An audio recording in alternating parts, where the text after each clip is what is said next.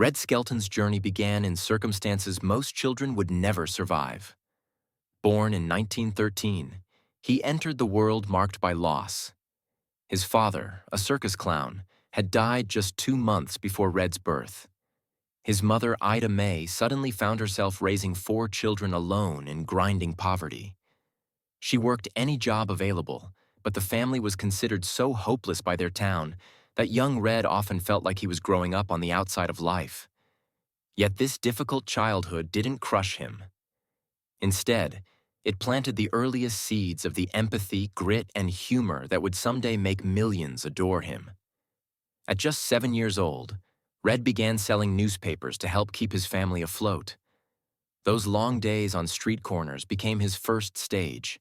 He discovered that people were far more generous when he made them laugh. And somewhere between the jokes, the hunger, and the cold mornings, Red found the talent that would define his future. The ability to brighten someone's day, no matter how dim his own was. A single moment would alter the course of his life forever. When Red was 10, comedian Ed Wynn noticed the scrappy boy selling papers outside a theater and invited him backstage. That quick act of kindness hit Red like lightning.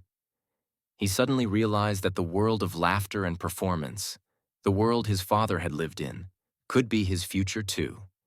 Before long, he left school and joined traveling circuses, medicine shows, and vaudeville troupes. He learned performance the hard way. Endless travel, little sleep, and stages in every rough corner of America.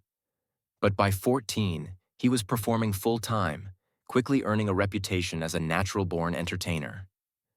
Vaudeville opened the door to Red's career. Alongside his first wife, Edna Stillwell, who became both his partner and brilliant writer, he developed the pantomime sketch, The Donut Dunkers, a routine that soon brought him national attention. Radio followed, and Red became a household name through shows like Avalon Time and the Raleigh Cigarette Program. His characters, from the mischievous Junior to the lovable Clem Cadiddlehopper, became staples of American comedy Hollywood noticed, and between 1938 and 1951, he starred in more than 30 MGM films. Beloved for his warmth, innocence, and friendly clowning, World War II interrupted everything. Drafted in 1944, Red dedicated himself to entertaining troops, pushing himself so hard that he eventually collapsed from exhaustion. After recovering, he returned to radio and embraced the next frontier, television. The Red Skelton Show debuted in 1951, ran for 2 decades, and earned multiple Emmys. His most famous character, Freddie the Freeloader, became an icon of gentle, silent comedy.